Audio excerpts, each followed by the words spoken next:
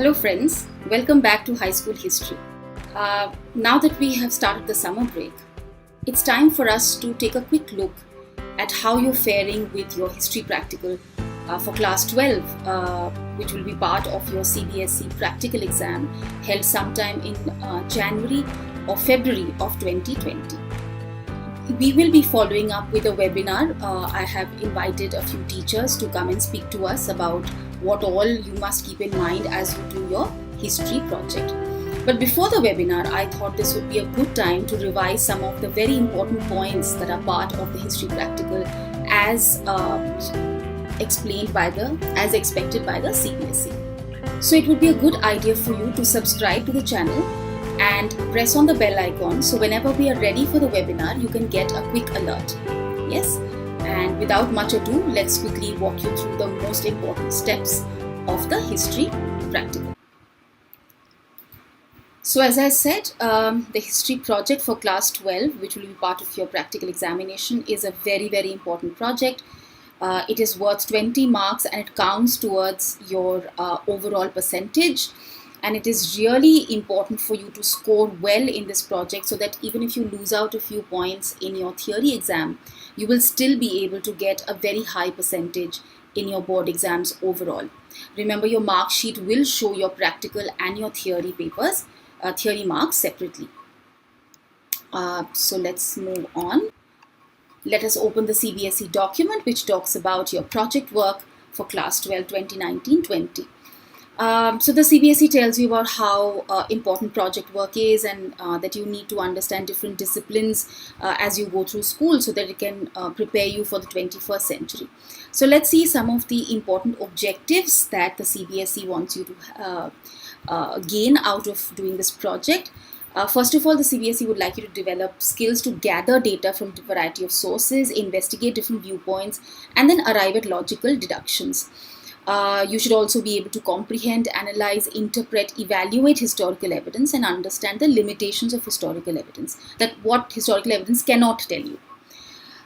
They also talk about developing 21st century managerial skills. For example, if you're working in a team, how to coordinate between your team, how to self-direct yourself and build in values of self-discipline within yourself and time management. Also, you would be able to work on different cultures, races, religions, and lifestyles without getting judgmental, but really base your opinions and your findings on the various data that you have collected. And that you should be able to learn through observation and scientific study, that this project will help you inculcate a spirit of inquiry and research. You should be able to communicate data in the most appropriate form using different varieties, one of which will be writing in a file. You could make a presentation, you could do a different kind of dramatized version for your projects as well. That this project will give you greater opportunity for interaction and exploration with different kind of people, with different kind of cultures, depending if your project lends itself to interviewing people, right? It will also help you understand contemporary issues in context of our past. So when you look at present day scenario, you'll be able to understand it better if you understand the history behind it. CBSE would also like you to develop a global perspective and an international outlook as you work on your projects. And hopefully that this project will help you grow into caring, sensitive individuals capable of making informed, intelligent, and independent choices, and also to help you develop lasting interest in history as a discipline. Now, of course, these are guidelines for teachers, but these are also important for you. For example, the project can be done both individually and in groups. So these are this is something that is determined by the teachers. In some schools, the teachers leave it up to the students whether they want to do it individually or in groups. In some schools, the teachers will say that no, we will work in groups, so each group takes up one topic and they work on it. In others, the teachers may say, okay, no, everyone has an individual project. The teachers will help you find relevant material. They would suggest websites, different ways of obtaining permissions for archives and historical sites. Now, this is something that the webinar intends to cover. So I hope you will be subscribing to the channel and clicking on the bell icon so that whenever we are ready with the webinar, you are the first to know and you can follow the webinar live. They say the 20 periods should be assigned, but that depends actually from school to school. Often most of the research is really done by you, where you will be touching base on a regular basis with your teacher, and he or she will guide you through the process, telling you whether you're going in the wrong direction or whether you are fine, or whether there's something that you need to re-examine or examine more deeply. You will be working on one project in the entire year. Ideally, your project should be done by September, so that in the second term you're able to focus on your theory, and you're not so distracted with your project. You will have to submit original work. Of course, you can quote other people, which obviously means that if you're quoting people, you also have to give references. Yes, this is also something that we will be covering in our webinar, which will be through YouTube Live. Yes, now this is very important, something that was different earlier on, that the project report has to be handwritten only. Earlier, they did allow typed projects as well, but now they've insisted on handwritten projects, because in some quarters, the understanding is that the students are just doing copy-paste job from the net and they're not really reading. In some areas, yes, I would agree that that's true, where some of my own students have just copy-pasted work from different websites and they try to pass it off as their own, which is actually illegal.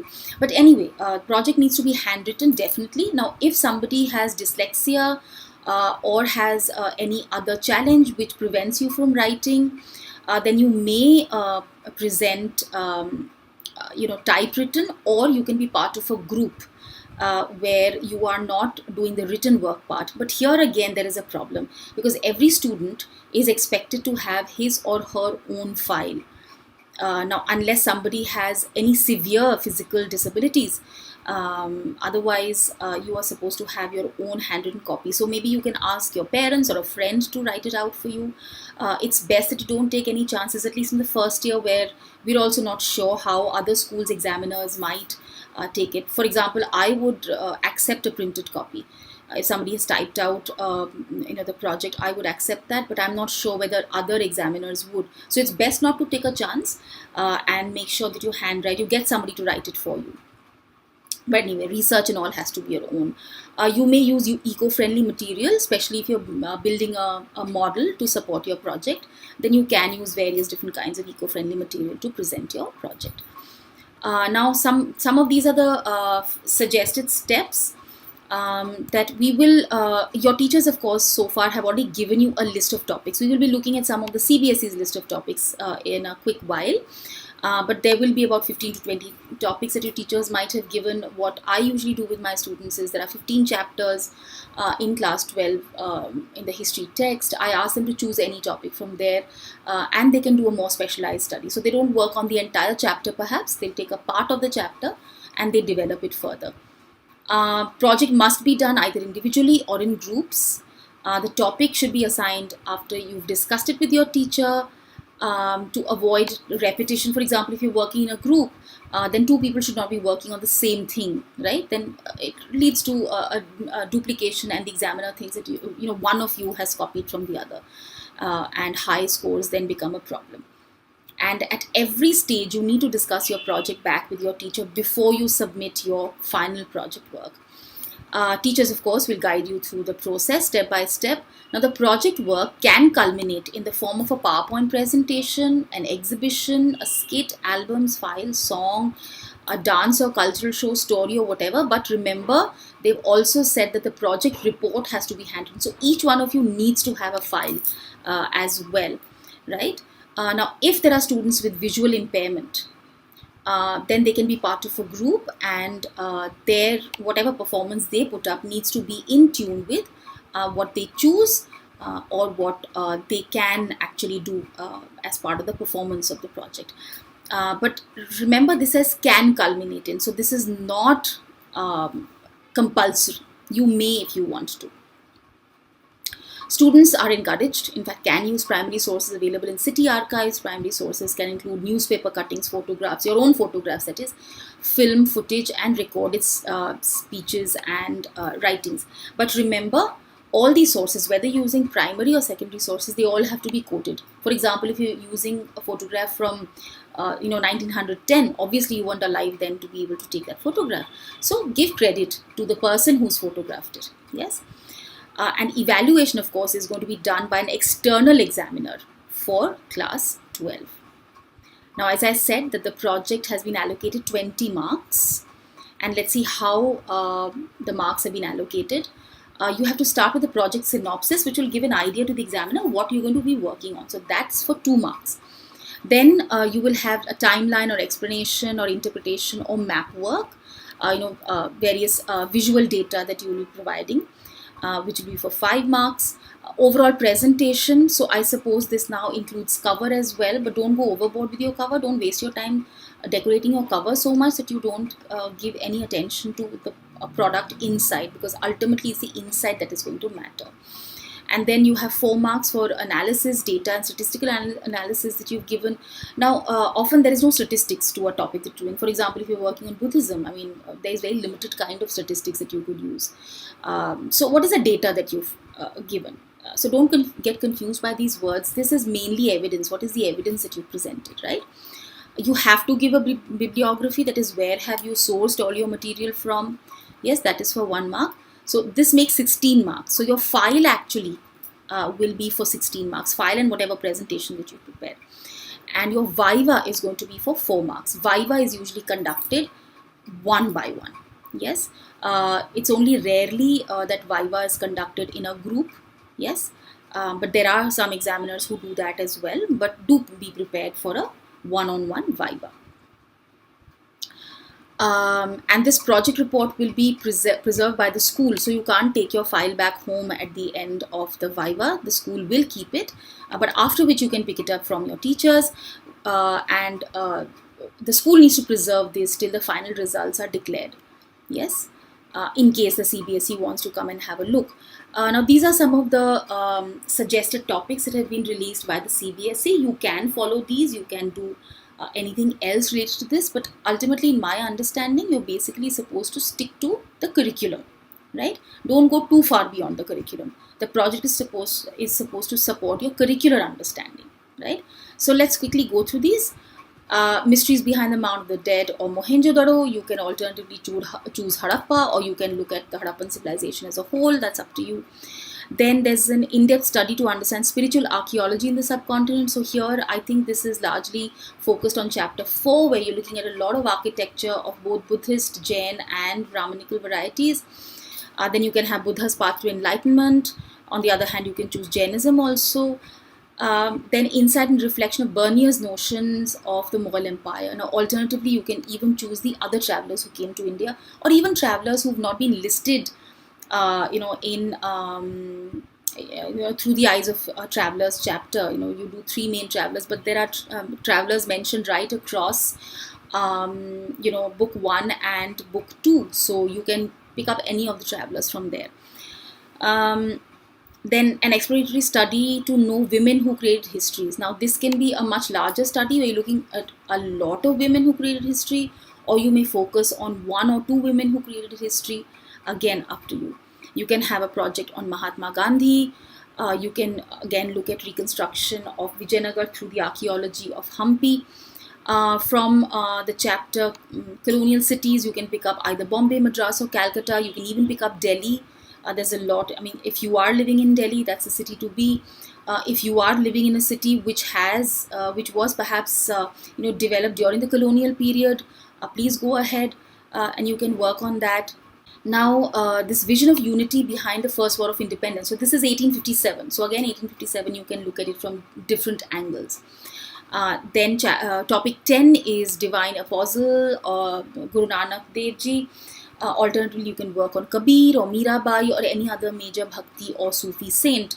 Then help humanity in sacrifices during the partition. You can either work on this or look at literature in partition, or simply look at how demographic changes take place after partition. So there's a whole lot you can do on partition itself. Then you can look at glimpses inside Mughal imperial households. So this could be about women during the Mughal period, or you can look at paintings of the Mughals, cuisines of the Mughals. Again, a lot of different ways that you can look at it. Then the process behind the framing of the Indian Constitution, this also makes it a very, very interesting area of study. Not many of my students have attempted that, but 2 or 3 have, and they've done a very, very good job of this. And if you have access to the Parliament Library, you have all the records of the constitutional debates, so you can have an access to those as well. And of course, we talked about Kabir already. So again, actually, these should not be the only topics that you work on. There is really no end, because we're doing the entire gamut of Indian history. So you can pick up any topic or subtopic from there, something that you relate to personally, and work on your project. So this is the the overall structure of what you are expected to do in the project. So I hope this module was very useful for you. I hope this was a quick revision of all the points that your teachers have already shared with you. We hope to meet you soon in our webinar coming up within the week, where we will try and answer all your questions. You can ask us live, and we will try our best to answer them within the duration of the webinar, or else we will make more videos to be able to really help you through the process of your project. I wish you all the best, and till the next time, bye bye.